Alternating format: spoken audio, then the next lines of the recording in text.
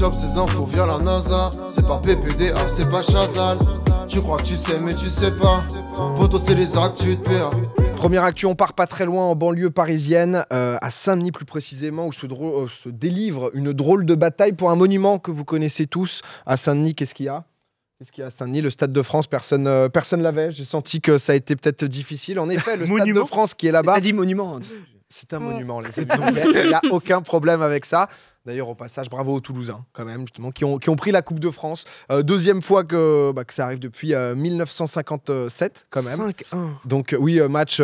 Contre qui? Contre les Nantais qui n'ont pas joué. Mais c'est un autre sujet. Ce soir, on va pas parler de ça. J'avais envie de vous en parler parce qu'en fait, il est à vendre, le Stade de France. Et on ne sait pas forcément ça, tout à fait. Déjà, je vais vous revenir un peu sur l'histoire pour bien comprendre ce qui s'est passé autour du Stade de France, etc. Il faut revenir en 1988. Le Premier ministre de l'époque, le bon Jacques Chirac, qui est là, qui propose donc du coup la construction d'un nouveau stade pour les grosses rencontres de football. Le besoin se confirme parce que derrière il y a eu la candidature donc de la France pour la Coupe du Monde 98. Il a fallu speedrun parce que Coupe du Monde 98, la construction elle a démarré en 1995. Donc en 3 ans ils ont sorti donc un stade de 80 000 places quand même. Hein. C'est vrai que c'est quand même un beau bébé, d'où le petit monument. 3 dingueries qui sont passés au Stade de France. Déjà, je parlais de la Coupe du Monde 98, le premier titre de la Coupe du Monde des Bleus, la première étoile quand même qui était donc au Stade de France, à la maison, quand même des très très gros souvenirs avec justement alors Zizou avec des cheveux, ça c'est plein de belles images. Derrière, on a aussi concert de Johnny. Mais mec, c'est exactement ce que j'allais enchaîner. Regardez-moi un peu ce quel monstre Johnny en vrai. Le bon Johnny. Je suis retombé sur la vidéo, je voyais des commentaires. Tu sais que j'ai joué avec son fils l'autre jour. Ah, je t'ai vu avec David Hallyday. Quoi? Ça, ouais. Je me suis dit que ça avait aucun sens d'ailleurs. Ouais, c'est Warzone, gros, il est trop chaud. Ok. Avec son fils à lui aussi qui est trop chaud, gros. Putain, c'est la lignée des Hallyday qui est finalement rocker dans l'âme, quoi, jusqu'au bout. Mais cette anecdote régale. Fabuleuse. Ça régale. Un troisième événement qui a pu se passer au Stade de France. Quelle année, petite année? Non, peu importe. Je sais pas qui. Beyoncé, ça pourrait être ça. Il y a Nakamura bientôt. Non. Bigard. Il est là, celui qui a marqué l'histoire. Et alors là, le mec au Stade de France. Rentre dans le stade. C'est pas le seul humoriste à l'avoir fait. Le seul humoriste, c'était en 2004 quand même, donc c'était un setup à 5 ans. Ouais, tu vois déjà les images, tu peux entendre Bigard juste avec. Depuis un petit downfall quand même. Non mais ça, 52 000 places, etc. Ça s'est passé là-bas. Une folie, hein. Concrètement, pour revenir un peu sur le Stade de France, donc depuis son inauguration, c'est la propriété de l'État, mais en fait, il est géré par 2 entreprises qui l'ont construit et sont réunis donc en consortium. C'est Vinci et Bouygues. Et pour autant, le Stade de France, honnêtement, il a coûté beaucoup plus d'argent que prévu. Il y a un rapport, en gros, de la Cour des comptes, tout simplement, qui parle de près d'1 milliard de dollars investis dans le stade depuis sa création. Là-dedans, donc, il y aurait 80% d'argent public et le reste, donc le fameux consortium, qui serait dessus. Il faut savoir que c'est le seul stade possédé par un État en Europe, parce que par exemple chez nos voisins, donc du coup en Allemagne, à Berlin, le stade olympique, donc il a pour club résident le Hertha Berlin, en fait est avoir un club résident, forcément, te permet de générer des revenus réguliers. Donc, des privés derrière, c'est voilà, forcément d'avoir une meilleure santé financière. Et comme tu le dis, c'est une boîte privée qui gère ça. En Angleterre, le stade de Wembley, c'est en fait la ligue, parce que Wembley, c'est là où joue l'équipe nationale britannique, mais c'est la ligue professionnelle de football anglaise qui le gère. Ce qui a permis, par exemple, Tottenham, ils rénovaient leur stade, donc du coup, pendant un temps, ils ont pu jouer là-bas, etc. Nous, si on revient à Saint-Denis, pourquoi concrètement le Stade de France est en vente? Déjà, il n'y a pas de club résident, donc forcément, il y a moins d'entrées dans les caisses, déjà, ça joue. Plus de frais prévus que ce qu'on pouvait imaginer, donc forcément, il faut passer à la caisse pour l'État français. Une organisation, du coup, assez inhabituelle, le stade qui appartient donc à un État, et le fait que avoir le stade à soi ou pas, ça change pas grand-chose, parce que ce qui est intéressant pour l'État français, c'est surtout quand il y a Beyoncé qui se ramène au Stade de France, c'est tout autour le côté tourisme, etc. Donc, il commence à se dire, ça vaut peut-être le coup. Surtout que l'énorme élément, c'est quand même que le contrat avec le consortium dont je vous parlais, il avait une durée de vie de 30 ans et il arrive à expiration le 30 juin 2025. Donc, je suis en mode, bon, est-ce que ça serait pas le moment un peu de sortir? Si on se parle de rachat, combien ça peut coûter? Il faut être Géchard quand même. Hein. Il faut quand même être un petit 300 M. c'est estimé entre 400 et 650 millions d'euros. Ouais. Donc il faut quand même pouvoir les poser. Les candidats, là, ils avaient jusqu'à jeudi dernier, donc le 27 avril, pour déclarer leur intérêt.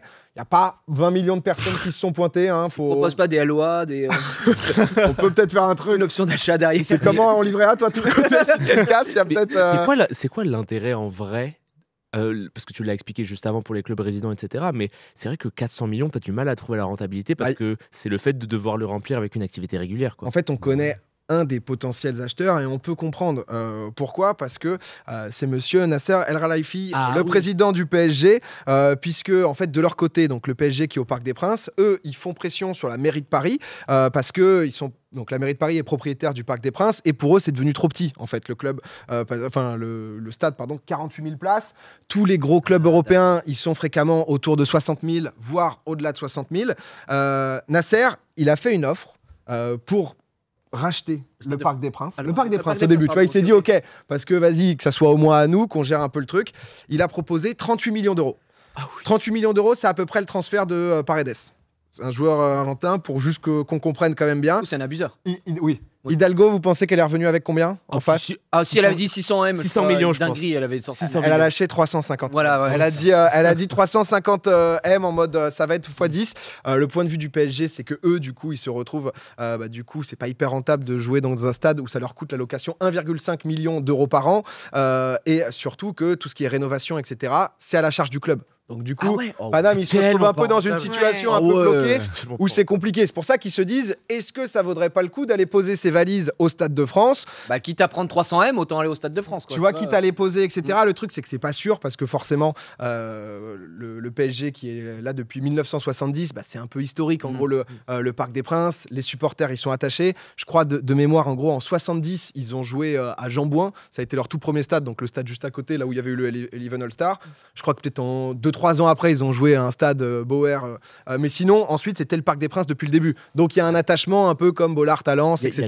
Il y a trop de symbolique. C'est Chaban-Delmas, quoi. C'est exactement ça. Donc en tout cas, voilà où on en est. On ne connaît pas encore les potentiels autres acheteurs. On va le savoir techniquement d'ici juin. Il y a un communiqué qui va sortir pour savoir si l'État, donc du coup, ils choisissent donc, la cession ou le changement d'exploitation. Et ensuite, en 2025, l'attribution définitive. Donc, on va voir comment va finir le Stade de France. Mais du coup, qui décide de la vente au sein de l'État? Est-ce que c'est genre le conseil des 4 de Pokémon, quoi? Ou c'est genre il y a vraiment plusieurs personnes ou une seule entité qui décide, exactement? Je veux pas de mytho, je sais pas exactement. D'accord. Parce que en fait, il y a beaucoup. Je pense pas que c'est un mec qui a Non, autant de parce pouvoir. qu'en fait, c'est beaucoup de trucs. T'as le Sénat qui avait fait un rapport, t'as la Cour des comptes qui avait fait des rapports en disant mais vous êtes sûr, vous le gérez bien le truc? Parce que ça nous coûte quand même pas mal de thunes. Donc c'est un peu compliqué. Il y a la FIFA qui s'en était un peu mêlée de savoir justement comment ça va se passer, etc. Donc le conseil des 4, ministre des Sports, de l'économie, ça dit, je pense qu'en effet, t'as un peu un mélange de tout. Mais en tout cas, on va voir le Stade de France, comment ça finit. Est-ce que ça sera le stade du PSG ou pas, quoi. Et dans 10 ans, des clubs e-sport, quoi. Et ça, un petit Kamel qui se place. Ouais. C'est t'as déjà Vitality qui a un partenariat avec le Stade de France. Et ils s'entraînent dedans parce qu'ils ont des bureaux et tout. Ouais. C'est ouf. En vrai, c'est prestige, c'est incroyable. C'est un prestige. Deuxième actu, on change de direction. Je vais vous parler d'un personnage qu'on connaît bien. Salt Bae, le cher Nusret Gökçe, je ne sais pas si je prononce bien. Forcément, vous avez déjà vu sa tête, le célèbre boucher turc qui en 2017, donc voilà, avait vraiment fait sensation. Il fait de la dinguerie, lui. Tout le monde avait vu ça. Tu vas voir, honnêtement, c'est quelque chose. On se demandait un peu ce que ça avait donné. Est-ce que le buzz un peu du sel, ça avait bougé? On l'avait vu à la Coupe du Monde en forcing. Mais alors, Max tous les instants. Max de chez Max avec Léo Messi, il avait réussi à avoir une photo, il avait réussi à toucher la Coupe du Monde. C'était horrible. Elle est vraiment incroyable. D'ailleurs, il s'est fait bannir pour ça pendant la prochaine. Il a pas le droit d'y assister. C'est pas, en gros, la FIFA veut lui appliquer une sanction. Il a forcé pour faire ça. Okay. En fait, il était sur le terrain, il avait pas le droit, il a touché la Coupe du Monde. Mais si la séquence vidéo, elle est lunaire. Le mec, tu sens qu'il a tout sauf envie de voir le gars qui commande son escalope dorée là, concrètement. Et le gars, du coup, techniquement, il va être banni de la prochaine Coupe du Monde, mais c'est pas encore sûr, c'est pas encore officiel. Je me suis un peu demandé où est-ce qu'il en était, ce qui se passait. Le gars, il n'y a pas trop de problème pour lui dans l'ensemble. Il est à la tête de nombreux restaurants dans le monde. Okay. On a du Dallas, on a du Doha, du Mykonos, New York, Londres, Beverly Hills, Miami. Honnêtement, la liste est très très longue. Souvent des villes où il y a des millionnaires, il y a des très riches, des très célèbres. Et forcément, les prix, c'est un peu déconnant. On a retrouvé la carte donc à Mykonos pour voir un peu ce qui se passait. Tu peux voir, donc du coup, c'est du 100 € le burger. En bas à droite, il y a donc un peu la classique, la spéciale. La pièce de bœuf Wagyu, donc à la feuille d'or en 24 carats, elle te coûte 695 €. Mais ça, c'est sans les frites. Les frites, c'est 30 €. French fries, 30 balles. Les frites, c'est 30 balles. Donc si t'as juste une petite faim. Bonne patate, ça. Une petite fringale, c'est 30 balles, quoi. Donc, Non, mais la branlette de la feuille d'or sur la viande. C'est du snobisme. Non, mais Non, en haut, T'es 100 sûr que ça €. rajoute pas Il y a marqué spaghetti 100 €, c'est un truc de viande, mais c'est pas pour autant pas déconnant, mais c'est pas juste des spaghettis quand même, parce que c'est vrai que Protège j'avais vu le truc, ouais. J'étais pas. Il y a un nouveau resto qui ouvre si tu veux, et forcément, ça donne des additions qui sont parfois quand même déconnantes. Alors là on le voyait. Alors là, c'est 37 000 livres. Alors les mecs se sont quand même pété le bide quand tu vois tout en bas à base de grosses bouteilles de Pétrus où t'as déjà 30 000 balles de boissons. C'est-à-dire que Mec, c'est surtout les boissons qui coûtent cher, quoi. ah ouais, ouais, mais tout est. On se bat la Red Bull, limite, c'est le truc qui me choque le moins, chaud. Je sais pas, moi, ça. C'est tellement déconnant là-bas que. De la baklava en or. Ouais, honnêtement, je pense qu'ils ont tout. Là, les 15% Ah ouais, de bonne idée de très bien. Le petit service à 15%, c'est là qui rajoute Il quelque m'aimait bien, chose. Et le truc, c'est que là, c'est donc du coup à Londres, sauf qu'en fait, les notes du resto, parce que le truc fait tellement de bruit sur les réseaux, etc. Au final, les gens, quand ils y vont, ils sont déçus, tu vois. 2,8, t'es pas loin, pas de la catastrophe, mais c'est vrai que tu cherches un resto juste pour bouffer. Bon, déjà, normalement, les petits sigles euros te prennent tout de suite. Non, mais tu finis pas là-dedans si tu cherches un resto. Ah oui, pour bouffer. Tu regardes juste le menu. Dis-moi chaud. En Arabie Saoudite, justement, il y en a un, il me semble, qui a eu une addition à plus de 160 000 €. Il avait posté en gros sur son Insta, Solbay, je crois, un truc qui en dirham, je sais plus combien c'était 400 000 et quelques, et du coup ça faisait 160 000 balles. Ouais, je crois. Où c'est vrai que les mecs ils se chargent bouteilles, etc. Et ça monte très très vite.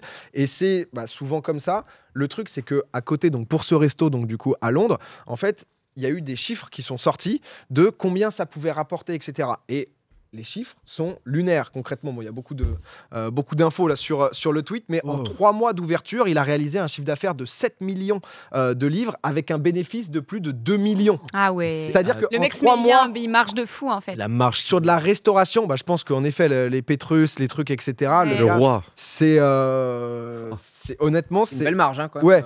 C'est bon, à la limite, si le gars il se faisait des thunes, bon, il fait sa vie, etc. Sauf que là, le ciel est un peu en train de s'assombrir pour lui parce qu'il commence à y avoir un peu des témoignages comme quoi il n'y a pas que les steaks qu'il maltraite, mais un peu les employés aussi. Ça commence à être compliqué. Il y a une enquête du média Insider qui a mis en lumière donc, les comportements du chef qui sont honnêtement pas très glorieux. Je vous résume ça. Mais c'est vrai qu'on pouvait pas s'en douter. Hein. On se disait pas. On est pas longtemps. Mais tu sais qu'il a pas l'air mégalo en plus. Hein. Non, Non, mais vraiment, la scène Messi, mais moi j'étais en mode C'était très, très déjà que c'était terrible à vivre comme soirée, là ça a rajouté. Donc du coup, il y a un peu de tout, il y a des témoignages d'employés, etc. Qui disent notamment que l'ambiance dans les restaurants ressemble à celle des Hunger Games pour les employés. Nusret serait donc du coup considéré comme un peu le dictateur suprême, donc déjà ça te met une belle ambiance. Sauf que le gars, en fait, il a des techniques. Déjà, il maltraite les employés, donc ça c'est une base pas possible. Mais le mec, c'est une pince. Donc tu comprends mieux les 2 millions quand même de bénéf. Il a pour l'habitude, en fait, si tu veux, là, la bouteille de Pétrus, par exemple, les mecs, c'est des milliardaires, ils s'en battent les couilles. Sauf que s'ils n'ont pas fini la bouteille, le gars, en fait, derrière, il resserre au verre. Donc, en mode, justement, il le met au fridge et puis... Il le met tranquillement, il va facturer donc les restes du vin, donc aux autres clients, ça met en carafe, toujours etc. demander un doggy bag du pour vin. 10 000 balles, c'est pas bien. Il est bon. Non, mais le mec, quand même, parce qu'il a full technique de gros rat, il a été condamné en 2021 à payer, donc par le tribunal américain, à payer 230 000 $ à d'ex-employés. Pourquoi ?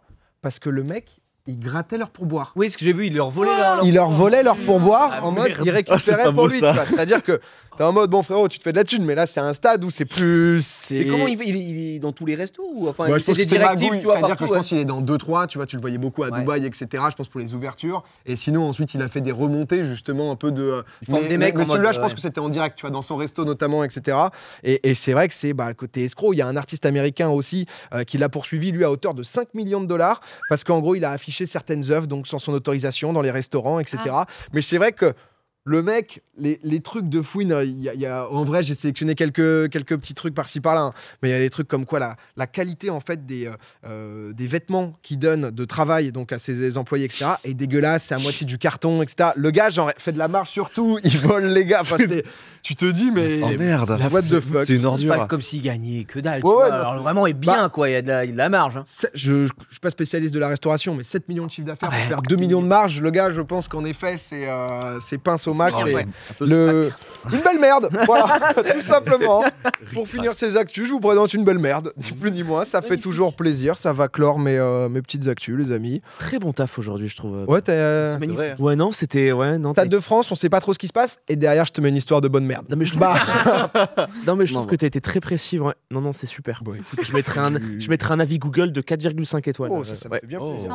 Comme la Tour Eiffel sur Google, vous pouvez check, très bien noté. 4,3 étoiles sur genre plus de 100 000 Mais avis. ça, je comprends Ah ouais pas, ce truc des monuments, etc. tu sais, Mais c'est trop Et drôle qui parce met que. un abusé. Mais- Bah, c'est je pas pense en possible. mode l'ascenseur, il y avait trop de Ouais, Ouais, c'est ça, ça. c'est Il y a nul. trop de Tu sais monde, que c'est c'est 4 dangereux. heures, t'es bloqué au premier étage. Ouais. Tu deviens fou. Tu sais que c'est exactement ce qui s'est passé. Le Christ Rédempteur à Rio, le Corcovado, il a 4,8 étoiles, ce qui est une note incroyable. Et t'as des 1 étoile qui dit ouais, on le voit pas très bien et tout. 1 étoile. Le Forcément. monument. Du coup, ça n'a aucun sens. Bah, ça a aucun sens.